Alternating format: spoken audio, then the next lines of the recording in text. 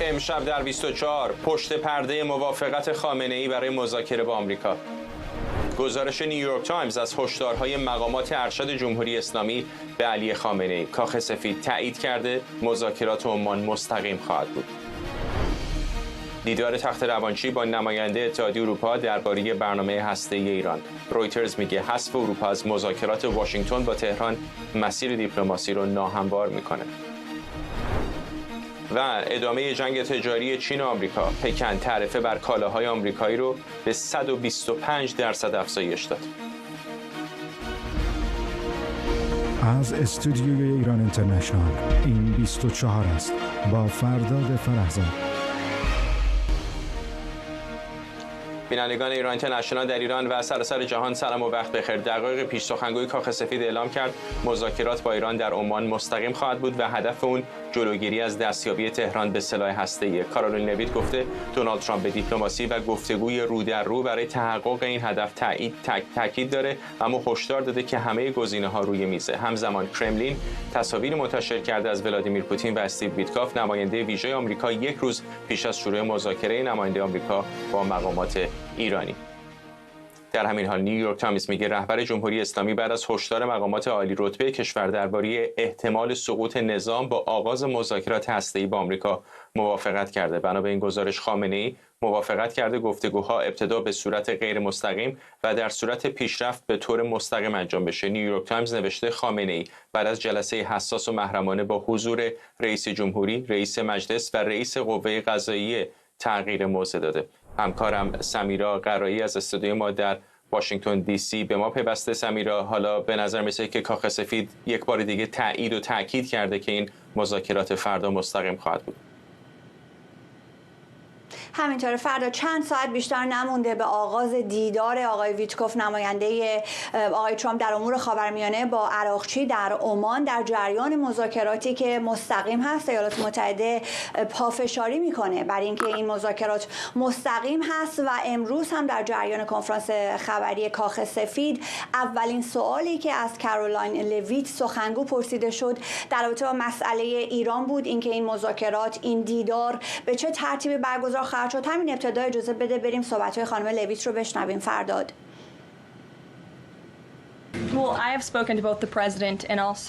من با رئیس جمهور و تیم امنیت ملی که در این مذاکرات شرکت خواهند داشت صحبت کردم. این مذاکرات مستقیم خواهد بود و میخوام که این موضوع کاملا روشن بشه. همچنین دیشب با رئیس جمهور درباره هدفش در قبال ایران گفتگو کردم. او بارها به صورت علنی و خصوصی به شما و تیمش در کاخ سفید گفته که هدف نهایی اطمینان از اینه که ایران هرگز به سلاح هسته‌ای دست پیدا نکنه. رئیس جمهور به دیپلماسی و گفتگوی رو در یک اتاق برای رسیدن به این هدف اعتقاد داره، اما او به ایرانی‌ها و تیم امنیت ملی کاملا شفاف گفته که همه گزینه‌ها روی میزه و ایران باید انتخاب کنه. یا با خواسته های رئیس جمهور ترامپ موافقت میکنید یا باید منتظر عواقب سنگینی باشید. این دیدگاه رئیس جمهوره و او روی این موضوع بسیار جدیه.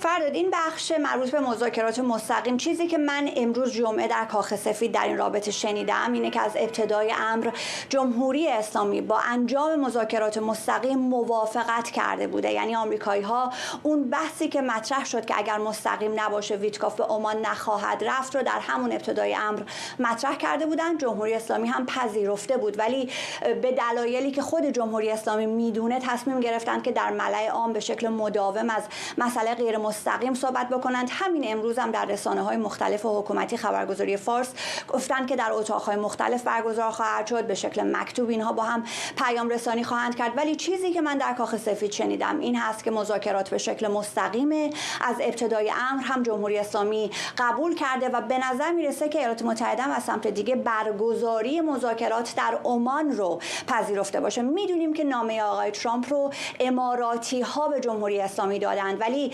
ایرانی‌ها بودند که تصمیم گرفتن مذاکرات در عمان برگزار بشه. آقای صالحی روز گذشته به این مسئله اشاره کرد که خاطره خوب ایرانی‌ها از کشور عمان دارند. براشون اون زمانی که مذاکرات مخفی در سال 2013 انجام میدادند براشون خوب تمام شد، منتهی شد به مذاکرات برجام. به این دلیل هست که جمهوری اسلامی معتقده که عمان میتونه محل مناسبی برای برگزاری این مذاکرات باشه. اما خود عمان هم الان مسئله است. زمانی که اون مذاکرات برگزار میشد سلطان قابوس قابوس بود. اون سلطان قابوس الان دیگه نیست، الان سلطان هیثم بن طارق هست. باید دید که او چگونه میتونه میانجیگری بکنه. بحث دیگه دیپلماسی خاموش است که امضای عمانی هاست متفاوت هستند. از این منظر با عربستان سعودی، با اماراتی ها، با قطری ها مایل نیستند که هیچ چیزی عمومی بشه. همین الان هم رسانه های دولتی عمان رو شما نگاه کنید، هیچ گونه مسئله رو راجع به دیدار فردا بهش اشاره نکردن. اینها چیزهایی است که باید راجع به میانجیگری عمان در نظر داشته باشیم، با هیاهوی رسانه‌ای که تیم ترامپ همواره در رابطه با این دست دیدارها داشته، نظیر دیداری که با روس‌ها داشتند، حتی با طالبان در دور اول ریاست جمهوری آقای ترامپ. باید ببینیم که عمانی‌ها این وسط میانجیگریشون از چه جنسی خواهد بود. اما چرا علی خامنه‌ای تن به این مذاکرات داد؟ نیویورک تایمز یک گزارش اختصاصی نوشته به نقل از منابع ایرانی، البته این گزارش تهیه شده، اونها مدعی هستند زمانی که علی خامنه‌ای می‌خواست جواب نامه ترامپ رو بده، سران سه قوه به دیدارش رفتن. یک دیدار فوری بوده، دیدار غیر منتظره بوده. پزشکیان، رئیس قوه قضاییه، رئیس قوه مقننه، و بهش اخطار دادن که وضعیت در داخل نامناسب هست، هم وضع اقتصادی، هم وضع تأمین انرژی مثل برق، و اگر یک حمله خارجی صورت بگیره جمهوری اسلامی باید جواب بده و همه اینها میتونه وضعیت رو به جایی برسونه که منجر به سقوط جمهوری اسلامی بشه. بعد از این هست که علی خامنه‌ای موافقت میکنه با انجام این مذاکرات. اینها ادعاهایی هست که نیویورک تایمز مطرح کرده. اما در نهایت یک خبر بسیار مهمی که ساعتی پیش آکسیوس منتشر کرد، به نقل از منابع آگاه هم نیست، این خبریه که روز گذشته در کنگره ایالات متحده در یک استماعی که برگزار شده در سنا، تعدادی از ژنرال‌های آمریکایی خبرش رو دادن، اینکه تجهیزات نظامی آمریکا در منطقه باز هم بیشتر شده. یعنی آمدن اون ناو هواپیما برای وینسون به منطقه، استقرار اون بیتوها در دیگو گارسیا به اون ختم نشده داستان. الان یک گردان باند پدافند هوایی پاتریوت رو هم ایالات متحده از منطقه ایندو پاسیفیک، هند آرام، منتقل کرده به خاورمیانه. با C-17 اینها رو منتقل کرده، هواپیمای ساخت بوئینگ که کارشون انتقال تجهیزات نظامی است. 73 بار این هواپیماها بلند شدن، نشستند تا این سامانه پاتریوت رو بیارن اونجا مستقر بکنند. و این اونطور که آکسیوس نوشته خودش نشون از اضطراری بودن وضعیت داره برای جابجایی تجهیزات، که این هم زیر سایه دیدار فردا میتونه بسیار حائز اهمیت باشه. اینکه آقای ترامپ چه خواهد کرد. برگردم به ابتدای صحبت‌های خانم لویت. در انتها جمله بسیار مهمی گفت که جمهوری اسلامی باید بدون همه گزینه‌ها روی میزه، یا با خواسته های ترامپ باید موافقت بکنه، یا اینکه باید پذیرای اون حمله نظامی باشه، یا اتفاقات بدی براشون خواهد افتاد. بحث اینجاست که به نظر میرسه آقای ویتکوف بخواد با یک مجموعه پیشنهاد بره که جمهوری اسلامی بعد اونها رو بپذیره. شاید دیگه وقتی برای مذاکره نمونده باشه، اما جمهوری اسلامی بر اساس اون چیزی که منابع اروپایی میگن به دنبال اینه که بتونه یک توافق موقت بیاره بیرون، یک مقدار ضرب الاجل ها رو بندازه عقب‌تر، برای خودش وقت بخره تا از اونجا بتونه به یک توافق جامع برسه. ممنونم از تو سمیرا قرایی، همکارم در استودیو ما در واشنگتن دی سی.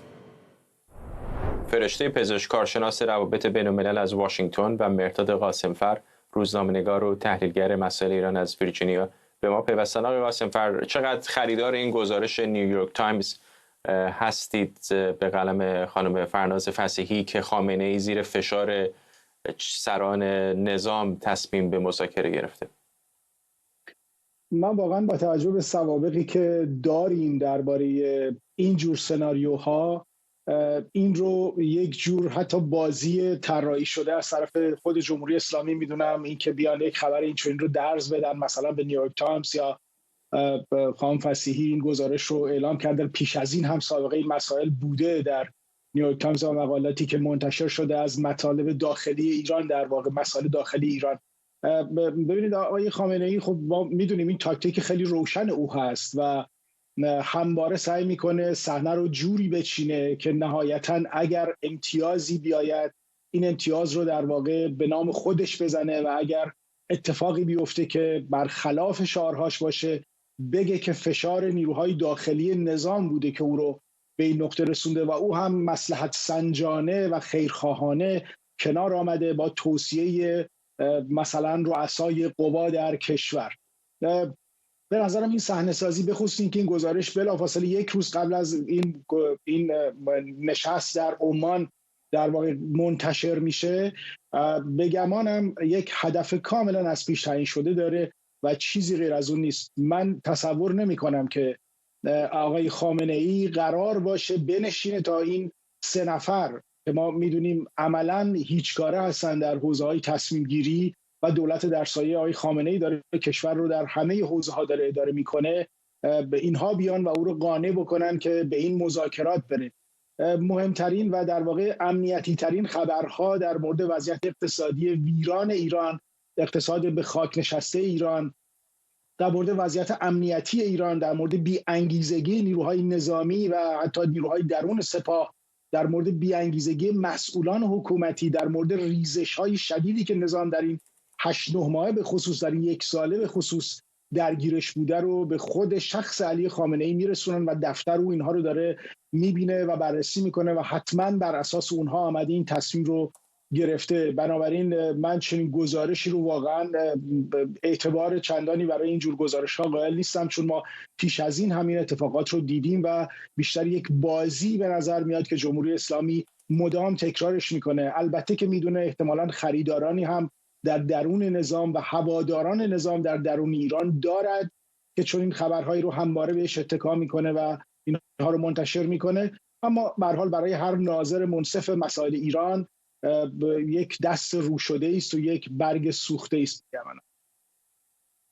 خانم پزشک، چند ساعتی بیشتر نمونده به ملاقات استیو ویتکاف و عباس عراقچی. آقای ویتکاف پیش از رفتن به مسقط در مسکو هم با ولادیمیر پوتین دیدار کرده. با توجه به شناختی که از او داریم و دیداری که به گمانم زمانبندیش هم مهم هست قبل از گفتگو با عباس عراقچی، شما چه انتظاری دارید از دیدار اولیه فردا؟ من فکر میکنم این دیدار از این جهت مهمه که نشون میده اصلا حتی به این گفتگوهای اولیه امیدی هست یا اینکه خیلی زود اینها خاتمه پیدا میکنه. به هر حال هر دو طرف برای اقناع چه اوضاع داخلی کشور خودشون، چه آمریکا چه ایران، یه نیازی به تلاش دیپلماتیک دارن.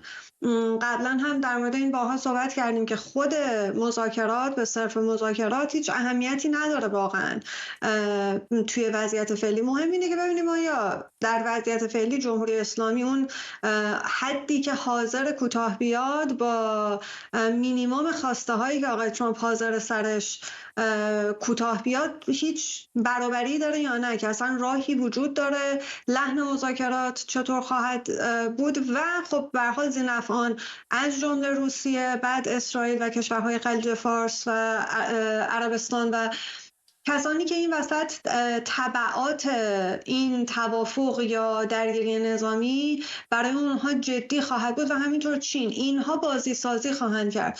من در نهایت فکر میکنم که این که آقای ویتکاف رفته روسیه از این نظر اهمیت داره که به هر حال روسیه قرار هم پیمان ایران باشه، ولی میدونیم که لزوما اینطور نبوده و باید دید که چقدر این دیدار اولیه که روشن میکنه که نقشه راه چیه، چون زمان زیادی نداریم. این تحولات نظامی که داره انجام میشه، خانم قرایی هم اشاره کردن، نشون میده که خیلی قرار نیست ما ماه‌ها و منتظر باشیم تا ببینیم چی میشه. در چند هفته و 2-3 ماه آینده تکلیف یه مذاکرات اولیه مشخص میشه و اینکه راهی به جلو هست یا نه. من کماکان فکر نمی‌کنم که شرایط موجود و پیچیدگی هایی که هست و فشاری که وجود داره خیلی خوشبین نیستم به اینکه احتمال توافقی از این مذاکرات بیاد بیرون، وگرنه به نظرم خود صرف مذاکرات تقریبا ناگزیر بود و جلو خواهد رفت. حالا فکر می‌کنم در هفته آینده و 1-2 هفته آینده بیشتر متوجه میتونیم بشیم که چقدر لحن مذاکرات مثبت بوده و راهی هست به جلو یا که نه. آقای قاسم‌فر، شما هم بدبین هستید به نتیجه مذاکرات. در تهران گفته میشه که عباس عراقچی با اختیار تام داره به مسقط میره. جمهوری اسلامی این دیدار رو خب بعد از یک فرایند طولانی و یک بازی آرایشی که در واقع آقای ترامپ شروع کرد نهایتاً پذیرفت. فقط به صحنه بازی توجه بفرمایید که چگونه آقای ترامپ این رو چید برای جمهوری اسلامی، در عین حال که از اون 3 شرطی که برای جمهوری اسلامی گذاشته بود، مثل مسئله منطقه یا نیروهای نیابتی، مسئله موشکی یا مسئله اتمی، الان تقریبا فقط مسئله اتمی و مسئله موشکی جمهوری اسلامی برقرار هست. یکی از این شروط که عملاً از دستور کار خارج شده، چیزی که جمهوری اسلامی فکر میکنه میتونه شاید با فروختن این بتونه اون دوتا رو به نوعی تا حدی نجات بده. از طرفی در آقای ترامپ آمده از یک سو نیروهای نظامی رو نه تنها در منطقه مستقر کرده، بلکه مدام داره افزایش میده سطح حضور نظامی خودش در منطقه رو. در واقع این سامانه پاتریوت هم که دیگه یکی از آخرین حرکتی بود که داره انجام میده و احتمالاً ادامه خواهد داشت. از طرفی با بزرگترین حامی جمهوری اسلامی، ظاهراً حامی جمهوری اسلامی در سطح بین‌المللی که روسیه باشد، هم امروز آقای ویتکاف دیدار میکنه و همین دیدار 100% برای این هست که حجت رو تموم بکنه یا آخرین اطلاعات رو بگیره و بده که بدون داره با چه وضعیتی به سر میز مذاکره با جمهوری اسلامی خواهد رفت. به گمانم ما اصولاً با مذاکره چندانی رو در رو نخواهیم بود. یعنی این یک مذاکره به معنای دو نیروی برابر که اصولاً میدونیم نیست.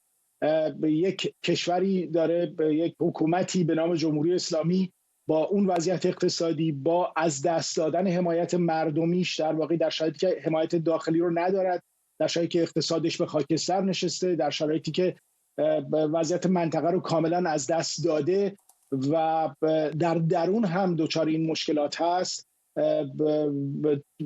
گردنش هم در واقع زیر ساطور نظامی آمریکا قرار داره، میشینه پشت میزی که حالا بزرگترین افتخارشون هم الان در رسانه‌های داخلی این است که بگوید این مذاکره غیر مستقیمه، در حالی که به قول خود آقای عراقچی چه فرقی میکنه اصولا مستقیم یا غیر مستقیم بودن این مذاکره، بجز یک بازی لفظی، یک رتوریک خیلی برباد رفته‌ای که همیشه جمهوری اسلامی سعی میکنه با اینها یک چیزهای بزرگتری که از دست داده رو برنده در واقع جا بزنه در وضعیت سیاسی داخلی ایران.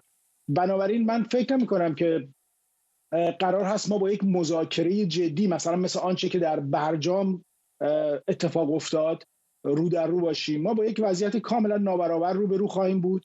مسئله این است یک سری شرایط مشخصی وجود داره، نیروهای نظامی آمادن، اسرائیل آماده است، اینها آمادگی یک عملیات نظامی سنگین رو علیه مواضع جمهوری اسلامی دارند. هوادار جمهوری اسلامی، در واقع متحد جمهوری اسلامی هم که روسیه هست، مشخص کرده به زبانهای مختلف که در کنار جمهوری اسلامی نخواهد ماند اگر وضعیت به وضعیت باریکی برسه. در درون هم که مردم هیچ حمایتی از نظام در واقع ما نمیبینیم، روز به روز هم که وضعیت داره بدتر میشه، بنابراین یک مذاکره نخواهد بود. من فکر نمی کنم که قرار هست که جمهوری اسلامی بتونه چیز زیادی رو نجات بده، اگرچه تصور او هست که داره میره که شاید بتونه یک گوشه، یک چیزی رو در واقع از این ماجرا به دست بیاره. بهترین وضعیت برای این است که بتونه این مذاکرات رو در یک موقعیت فرسایشی پیش ببره و در این فاصله بتونه به یک نقطه‌ای برسونه که شاید امتیازات کوچک و اندکی از امریکا بتونه بگیره. من تصور نمی کنم که دیدار فردا آن چیزی که جمهوری اسلامی منتظرش هست اساساً درش رخ بده. خانم پزشک، همین دقایق پیش وال استریت ژورنال گزارش شده که استیو ویتکاف، نماینده ویژه دونالد ترامپ، به این رسانه یعنی وال استریت ژورنال گفته که خط قرمز دونالد ترامپ با جمهوری اسلامی اینه که این کشور رو از توانایی تولید سلاح هسته‌ای باز داره. خب این خط قرمز به نظر نمیرسه خط قرمز الزاماً خیلی دشواری باشه. عملاً در مذاکرات قبلی، در مذاکرات برجام هم خب خط قرمز آمریکایی‌ها همین بود. حالا طبیعتاً این حرف خیلی کلی است، ولی اشاره مثلا به گروه‌های نیابتی، به برنامه موشکی، به میزان غنیسازی، به مکانیزم این خط قرمز نمی‌کنه. چقدر این به نظرتون ممکنه راه رو باز بکنه برای حصول یک توافق؟ ببینید، شرایطی که الان هست خیلی متفاوته با دور اول آقای ترامپ. این شرایط و این دیدگاه آقای ترامپ که حالا میدونیم مخالف برنامه هسته‌ای ایران میتونه کلیدی باشه و یک فرصت استثنایی رو در اختیار جمهوری اسلامی قرار بده. رو قبلا هم من گفتم اگر درایت، شجاعت و ارادهش می بود در حاکمان جمهوری اسلامی که وضعیت مملکت رو از اینی که هست نجات بدن، یعنی میشه فرصتی فراهم بشه که مشکلات رو با ایالات متحده به طور ریشه‌ای حل کرد و حتی مسئله اسرائیل که یک مسئله بغرنجه و معمولاً مانع اصلی حل و فصل مشکلات بین ایران و آمریکا همون معضل تخاصم ایران و خواستار نابودی بودن اسرائیل بودن ایران، جمهوری اسلامی در واقع این وسط بوده. برای آقای ترامپ اینا هیچ کدوم اهمیتی نداره و حاضره که امتیازاتی به ایران بده. مسئله اینجاست که چیزی که مشخص نیست و آقای ترامپ هم میتونه بعداً حرفش رو عوض بکنه چون دقیق چیزی نگفته، اینه که ایران سلاح هسته‌ای نداشته باشه یعنی چی؟ چون قبلا صحبت این بود که کلا برداشته بشه و پرونده ایران شبیه پرونده لیبی باشه و اونطوری قرار بشه کلا، حالا ایران که سلاح هسته‌ای نداره ولی کلا تمام سازوکار برنامه هسته ایران جمع بشه.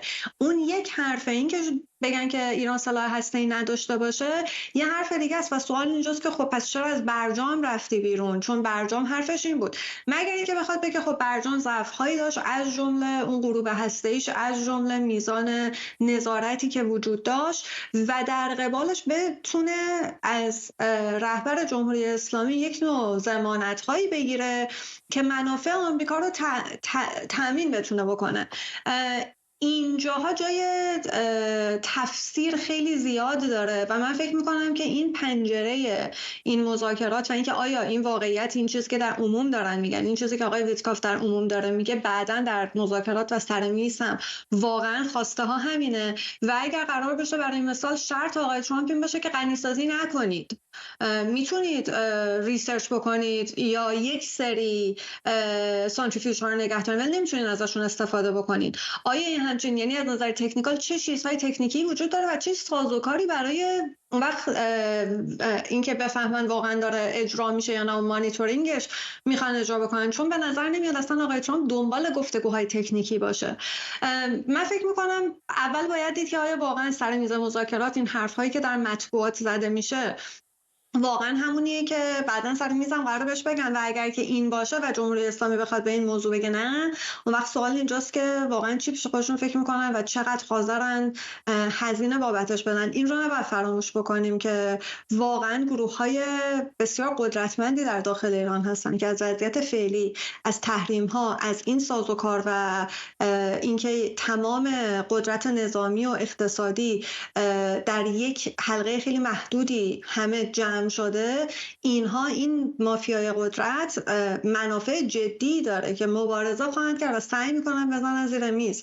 اسرائیل ممکنه که آقای ترامپ برای آقای نتانیاهو ارزش زیادی قائل نباشه یا براش اهمیت نداشته باشه یا ریسک نداشته باشه، ولی به این معنی نیست که آقای نتانیاهو سازوکارها یا ابزاری نداره که بتونه شرایط رو در منطقه سخت بکنه، پیچیده بکنه و بزنن زیر میز مذاکرات. خیلی این بازه کوتاه و اول باید دید که واقعا این شروط واقعی آمریکاست، چقدر ایران حاضره که با این حد مینیمومی که آقای ترامپ خواسته هاش آورده پایین، اگر این درست باشه، کنار بیاد و حد اکثر امتیازات رو بده تا شاید یک راهی رو به جلو باقی باشه. من فکر کنم الان فعلا در حد حدس و گمانه تا وقتی که این مذاکرات انجام بشه فردا. ممنونم از هر دوی شما. فرشته پزشک، کارشناس روابط بین الملل از واشنگتن و مهرداد قاسمفر، روزنامه‌نگار و تحلیلگر مسائل ایران از ویرجینیا.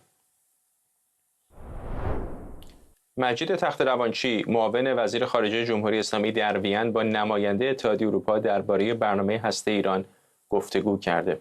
در همین حال رویترز در یادداشتی به نقل از تحلیلگران و دیپلمات‌ها گفته مذاکرات واشنگتن با تهران بدون هماهنگی با اروپا اهرم‌های فشار دیپلماتیک این کشور رو کاهش داده و احتمال اقدام نظامی آمریکا و اسرائیل علیه جمهوری اسلامی رو بیشتر کرده. 3 دیپلمات اروپایی گفتند که آمریکا قبل از اعلام مذاکرات با تهران توسط ترامپ به کشورهای اروپایی اطلاع نداده بود.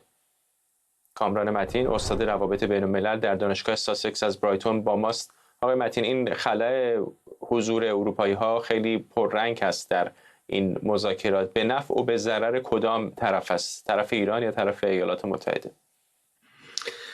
تا جایی که به ایران برمیگرده، اروپایی‌ها در رابطه با مسئله هسته ایران یک نوع به اصطلاح دایلما یا دوراهی بوده برای ایران. از یک طرف جمهوری اسلامی همیشه معتقد بوده و حتی اینو گاهن اعلام کرده که به هر حال طرف اصلی این مناقشه آمریکاست و بدون آمریکا موافقتنامه یا به اصطلاح هر معامله‌ای با اروپا عملاً نفی برای جمهوری اسلامی نخواهد داشت به دلیل تحریم‌های ثانویه و تحریم‌های عمده‌ای که بالاخره ایالات متحده داره روی شرکت‌هایی که با ایران معامله می‌کنن. ولی از اون طرف برای جمهوری اسلامی مهم بوده که این خط ارتباطی رو با آنها نگه داره و نشون بده که به هر حال جمهوری اسلامی پایبند هست به برجام که این سه کشور اروپایی فرانسه، آلمان، بریتانیا درش عضو هستن، به اصطلاح امضا کردن. تا اونجا که به آمریکا برمیگرده، دولت این عدم مشورت با اروپایی ها خیلی همسو هست با رویه عمومی آقای ترامپ. ترامپ دوست نداره که به هر حال در پروژه‌هایی که در دست داره در واقع نظر بخواد یا مجبور باشه نظراتش رو هماهنگ کنه با طرف دیگه. ما این رو در مورد اوکراین هم دیدیم و به اصطلاح عواقب به اصطلاح این تکروی آمریکا در روابط اروپا و آمریکا هم دیده میشه. اما اینکه چرا خب این کار رو به طور مشخص انجام داده، یکیش این هست که همین مسئله‌ای که رویش اصولا اینه، دوست نداره با دیگران در واقع هماهنگ بشه یا هماهنگ کنه خودش رو. یک گمان زنی دیگری هم که بعضی‌ها مطرح کردن و شاید هم پربیراه نیست این است که اساساً آقای ترامپ صحنه رو طوری آماده کرده که این مذاکرات به نتیجه نرسه و زمینه برای حمله نظامی آماده باشه، ولی به هر حال ایشون بتونن بگن که ما مسیر دیپلماتیک رو طی کردیم، مگر اینکه خب جمهوری اسلامی واقعاً به شروط اصلی آقای ترامپ تن در بده. ولی همچنان که در مسابقه قبلیتون هم اومد، مهمانانتون گفتن، خب ما واقعا نمیدونیم که کف مطالبات آمریکا چی هست در این مذاکرات. آیا چیزهایی هست که دولت آمریکا، بعضی از مشاورین آقای ترامپ میگن مثلا مسئله هسته‌ای و مسئله موشکی و مسئله منطقه‌ای، یا نه چنانکه خود آقای ترامپ تاکید میکنه صرفاً عدم تولید سلاح هسته‌ای هست، که این هم باز برمیگرده که چه پیش در واقع نیازهایی داره. این ممکنه از آمریکا بگه که هر درجه از غنیسازی باید قطع بشه چون این میتونه منتهی به تولید سلاح هسته‌ای بشه، ولی در این حال ما میدونیم که ممکن است ایران مثلا 3% 4% غنیسازی داشته باشه بدون اینکه الزاماً منتهی بشه به اونجا. در نتیجه این مسئله درک اونها از این عدم سلاح هسته‌ای تولیدش در ایران دقیقاً چی هست خیلی مهمه. آقای متین، کمی پیشتر اشاره کردم به بخشی از گفته‌های آقای استیو ویتکاف در گفتگو با نشریه وال استریت ژورنال. در یک بخش دیگری از این گفتگوها آقای ویتکاف گفته که ایالات متحده آماده، حالا نمیدونم معادل فارسی خوبش چه خواهد بود، سازش و تساهل، کلمه کامپرومایز رو استفاده کرده، با ایران هست در آستانه مذاکرات. این چه سیگنالی به نظرتون میده؟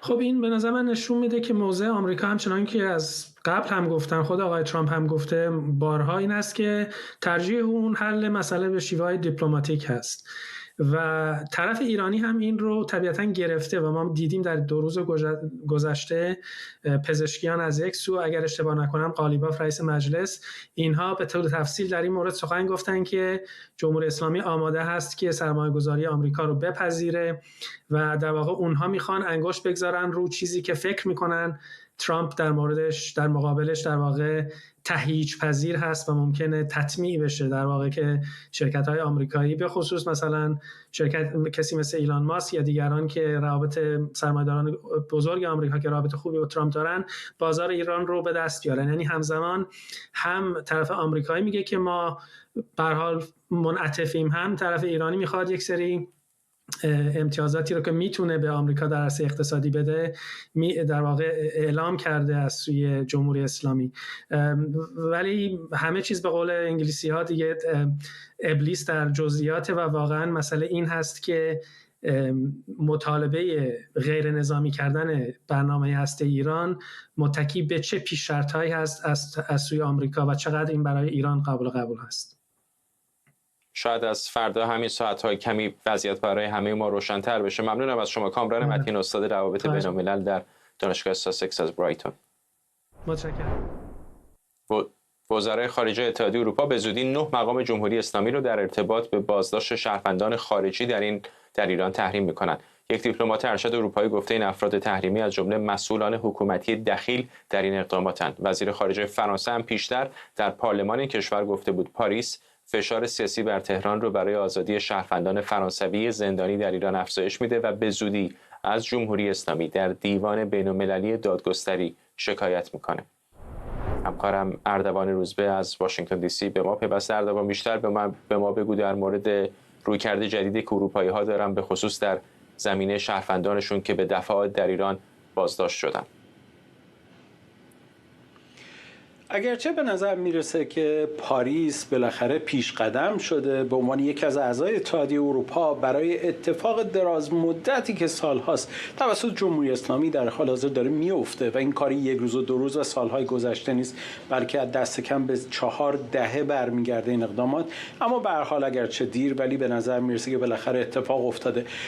در واقع اگرچه در گزارشی که در رویترز آمده اسمی از 2 شهروند فرانسوی آورده نشده، اما به نظر میرسه این 2 نفر همون کسانی هستند که در اعتراضات کارگری در ایران در 1401 دستگیر شدن. ژاک پاریس و سیسیل کوهلر کسانی هستند که در این در واقع در اون اعتراضات کارگری جمهوری اسلامی اونها رو به اسم جاسوس دستگیر کرد. در گزارش رویترز تاکید میشه که معمولا جمهوری اسلامی شگردش یا نافی، یعنی یا اقدام علیه امنیت ملی و یا جاسوسی رو انتخاب میکنه که بالاترین سطوح میتونه باشه برای جرم که عملا افراد نتونن از زیرش در برن. تحت فشارها و شکنجه‌های مختلف این گونه افراد معمولا اعترافات اجباری میکنن. دولت فرانسه داره تاکید میکنه که آن چیزی که بر شهروندانش گذشته معادل یک چیزی مثل شکنجه سخت بوده براشون. در حال حاضر در حداقل 20 شهروند اروپایی آنچنان که اطلاعات موجود نشون میده در ایران گروگان هستن، اما سیاست جمهوری اسلامی مانند چین، مانند روسیه و تعداد زیادی از کشورهای از این دست گرفتن افراد و شهروندان هستش و بعد از اونها به عنوان ابزار و یا اهرم فشار برای گرفتن امتیاز و یا مبادله استفاده بکنن. پیش از این بارها چنین تجربه رو ما در مورد حمید نوری و همچنین افراد دیگری که در دادگاه مختلف از جمله در دادگاه بلژیک در ارتباط با پرونده بمبگذاری برنامه سازمان مجاهدین در پاریس رو داشتیم که در نهایت با گروگانگیری مبادله شدن. حالا اقدامی که اتحادیه اروپا خواهد کرد، یعنی روز دوشنبه در نشست وزرای خارجه اتحادیه اروپا تصویب خواهد شد که دست کم 9 نفر از کسانی که به طور سیستماتیک در این گونه دستگیری ها و این گونه گروگانگیری ها نقش بازی میکنن در وزارت اطلاعات و سپاه پاسداران مورد تحریم قرار بگیرن. این تحریم ها دست کم در ارتباط با مسائل مالیشون، بلوکه کردن مسائل مالیشون و سفر خواهد بود. اما مهمتر از این هستش که فرانسه طرح شکایتی هم در دیوان عالی دادگستری خواهد کرد که در عمل پرونده گروگانگیری های جمهوری اسلامی برای اولین بار در یک چرخه بین‌المللی قرار خواهد گرفت که درست در شرایطی هستش که جمهوری اسلامی بالاترین سطح فشار هم در مورد رفتارهای ناامن‌کننده‌اش در منطقه در جریانه. ممنونم از تو همکارم اردوان روزبه در واشنگتن دی سی. امید شمس عقدان و تحلیلگر امور بین‌الملل هم از لندن به ما پیوسته. آقای شمس، شما چطور می‌بینید رویکرد جدید اروپایی‌ها رو در مقابل آنچه که بسیاری گروگانگیری جمهوری اسلامی می‌دونن؟ درود بر شما آقای فرهزاد. من فکر می‌کنم اینها اقدامات واقعا مؤثری هست که داره، اگرچه بسیار دیر اما بسیار اهمیت داره و نشون دهنده این هستش که سیاست‌های اتحادیه اروپا و در رأس اونها فرانسه که به نظر میاد رهبری این سیاست‌های جدید رو به عهده داره به شکلی در جهت اعمال فشار حداکثری بر جمهوری اسلامی هست. نکته‌ای که بسیار مهم است این است که ما اینو در نظر بگیریم که در حال حاضر برای مثال شکایت فرانسه مبتنی است بر نقض قوانین بین‌المللی عرفی و همچنین کنوانسیون وین 1963 که جمهوری اسلامی عضو اون هست و بر اساس اون موظف است که دسترسی کنسولی رو برای شهروندان کشورهای مختلف فراهم بکنه. اون چیزی که اهمیت داره این است که این شکایت میتونسته چندین سال پیش، حتی 10 دهه پیش اتفاق بیفته. برای مثال من عرض می‌کنم برای مثال آقای آرنو و آقای مارشال، هر دو مثلا یکیشون در سال 2020 دستگیر شد، 2023 آزاد شد، دیگری در 2019 این اتفاق براش افتاد، ولی در هیچ کدوم از این موارد چنین شکایتی پیگیری نشد و به دیوان دادگستری بین‌المللی فرستاده نشد پرونده ایران. این اقدامی است که میتونست دهه‌ها پیش صورت بگیره. همینطور تحریم هایی که الان اتحادیه اروپا در نظر گرفته، نخستین تحریم ها از این نوع برای مسئله دیپلماسی گروگانگیری هست که من فکر کنم اینها البته مرحله اول هست. دو دلیل براش وجود داره. دلیل اول این هست که الان شرایط سیاسی به گونه‌ای است که به نظر میرسه که این فشار حداکثری که از سوی ایالات متحده داره رهبری میشه، اروپا رو هم ترغیب کرده تا از شرایط استفاده بکنه برای اینکه بتونه گروگان‌های خودش رو در ایران آزاد بکنه و این فشار رو افزایش بده. نکته دیگه‌ای که وجود داره این هستش که با توجه به آغاز مذاکرات ایالات متحده با ایران بر سر مسائل هسته‌ای، به نظر میاد که نقش اروپایی‌ها در این مذاکرات بسیار کمرنگ شده و عملاً اونها از چرخه این مذاکرات و اون نفوذی که در این مسئله داشتن کنار گذاشته شدن. این نوع اقدامات که الان داره صورت میگیره به نظر میاد تا حدودی تلاش میکنه که مجددا یک نقش عملیاتی رو برای دستگاه دیپلماسی و دستگاه سیاسی اروپا در جهت کمک کردن به اون کمپین و کارزار فشار حداکثری ایالات متحده پیش ببره و به صورتی در واقع هماهنگ بشه با اون سیاستایی که ایالات متحده در حال حاضر داره پیش میره. من فکر می‌کنم مهمترین اتفاقی که داره میفته بیشتر از این تحریم هایی که صورت گرفته علیه افراد، برای اینکه به نظر من بهترین نوع تحریم هایی که صورت بگیره علیه سازمان های بود که موثر هستن، مثلا کل قوه قضاییه ایران به نظر من باید تحریم می‌شد یا کل وزارت اطلاعات ایران باید تحت تحریم قرار می‌گرفت. اما اقدام فرانسه برای طرح شکایت در دیوان دادگستری بین‌المللی بسیار میتونه موثر باشه برای اینکه مجموعه دیگری از شکایت‌ها رو از جمله درباره سرکوب فرامرزی جمهوری اسلامی میتونه در واقع راهگشای. ولی آقای شمس فکر نمی‌کنید خیلی اوقات اقدامات، ببخشید حرفتون رو قطع می‌کنم، اقدامات این چنینی بیشتر سمبولیک است؟ برای اینکه همین امروز که الان داریم حرف میزنیم در اروپا مراسم بزرگداشت و دادخواهی جمشید شارمهد، شهروند آلمانی تبار که در ایران جانش رو از دست داد به دست جمهوری اسلامی داره برگزار میشه. کالبد شکافی نشون میده ظاهرا بخشایی از بدن او رو جدا کردن، ولی به نظر نمیرسه که آلمانی ها اقدامات کافی اون موقع انجام داده باشن. همین الان هم در مقابل شهروندانشون مثلا بارها شنیدیم در مورد بستن سفارتخانه، احضار سفرا، اینکه چند نفر رو تحریم بکنن واقعا روی زمین چقدر در تغییر رفتار جمهوری اسلامی میتونه تاثیر بذاره. با شما کاملا موافقم، به ویژه درباره تحریم‌های افراد. تحریم‌های افراد به نظر من هیچ تأثیری نداره. این افرادی که تحریم شدن که به احتمال زیاد مدیران ارشد وزارت اطلاعات و سپاه هستن، اصلا نه اموال به نامشون در اروپا وجود داره، نه احتمال سفرشون به اروپا وجود داره. بنابراین تحریم‌ها کاملا نمادین هست و صرفا از جهت این هست که همراهی شده باشه با اون کارزاری که فرانسه دنبال میکنه. اما خب مسئله طرح شکایت در دیوان دادگستری بین‌المللی کاملا متفاوت است، اگرچه هنوز ما میدونیم که این اقدام کاملا صورت نگرفته. آیا در حد تهدید هست؟ امیدوارم که این اتفاق بیفته، ولی من با شما موافقم. همچنان اون چیزی که به صورت سنتی در سیاست اروپا وجود داشته، مسئله مماشات با جمهوری اسلامی، اما دلایل مختلفی به ویژه در رابطه با مسئله دو تابعیتی‌ها و اساساً گروگان‌های این کشورها در جمهوری اسلامی داره. مهمترین دلیلش این هستش که احساس می‌کنن که این فشار میتونه جان این افراد رو به خطر بیاندازه و در واقع اون فشاری که میتونه از داخل به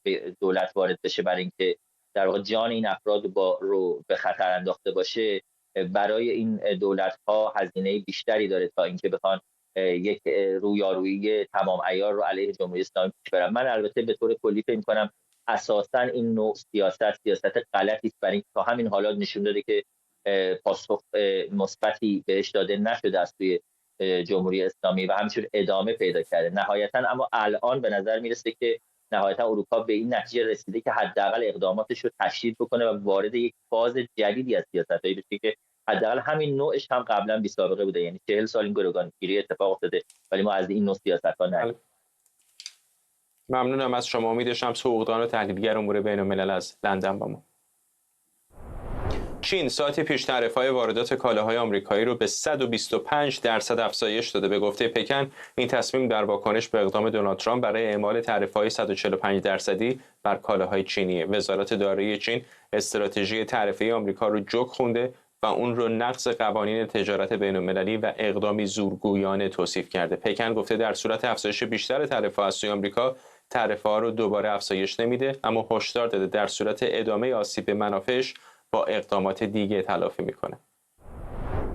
آرش علایی خبرنگارمون از کنگره به ما پیوسته. آرش، این افزایش تعرفه‌ها یه بار از سمت واشنگتن یه بار از سمت پکن همینطور ادامه داره، به اعداد عجیب و غریبی داریم میرسیم. این بازی به کجا ختم خواهد شد؟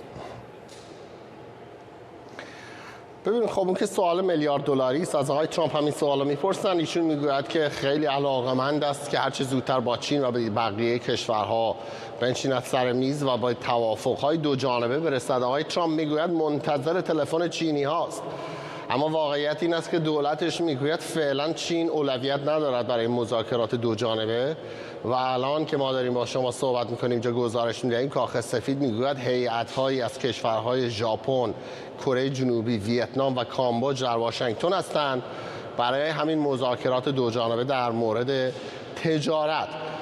داستان این است که آمریکایی‌ها، کاخ سفید میگوید چین در واقع دشمن آمریکاست. آقای ترامپ معتقد است 40 سال است که چین سوء استفاده کرده است از منابع ایالات متحده و الان در ابتدا اول باید با متحدین دیگر آمریکا در منطقه آسیای جنوب شرق نشست و قرارداد بست و مطمئن شد که بعداً چین از اونها سوء استفاده می‌کند برای اینکه بخواهد صادرات انجام بدهد به آمریکا.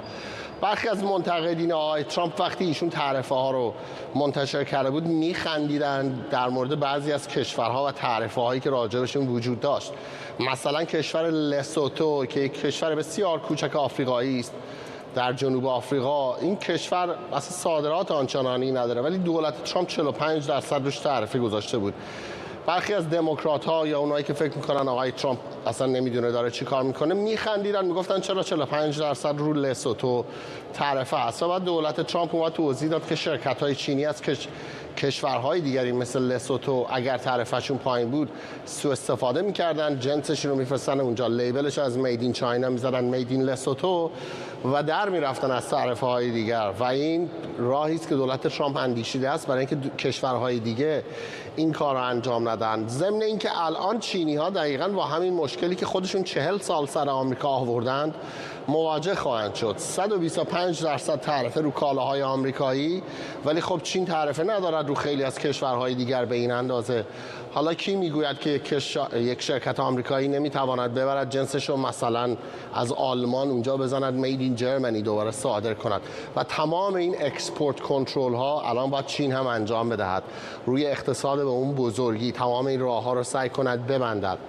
ضمن اینکه کالاهایی که با آمریکا وارد می شود از چین حدودا نزدیک $0.5 تریلیون واردات داشته از سال گذشته آمریکا از چین. بیشترشون لوازم الکترونیکی هستند، کالاهایی که هستند که ساخته شدند در چین مثل لوازم خانگی. کمتر مواد معدنی خیلی استراتژیک آمریکا وارد می‌کند از چین. در این حال چینی ها برعکس همش مواد اولیه وارد میکنن از آمریکا، نفت وارد میکنن، گاز وارد میکنن، مواد خوراکی وارد میکنن. 125% این تعرفه‌ای که چین بسته است رو محصولات آمریکایی. برخی از مطبوعات آمریکایی میگوین انگار که چینی ها به پای خودشون شلیک کردن و معلوم است روی اقتصاد چین این داستان فعلا چقدر تاثیر خواهد گذاشت. ممنونم از آرش علایی خبرنگارمون از کنگره آمریکا. با ما اون تصاویری هم که در سمت چپ می‌دیدید تصاویر زنده است از وضعیت الان شاخص میانگین صنعتی داو جونز که بعد از یک هفته پرتلاطم کمی رو به افزایش رفته. شاخص داو جونز امروز بیش از 600 واحد 673 واحد تا این لحظه بالا رفته، به خصوص بعد از اینکه کاخ سفید اعلام کرد ترامپ نسبت به تمایل چین برای توافق خوشبینه. همطور که می‌بینید بازار کمی به سمت سبز متمایل شده در این آخرین روز تجاری در ایالات متحده آمریکا. با همین تصاویر برنامه رو به پایان میبریم.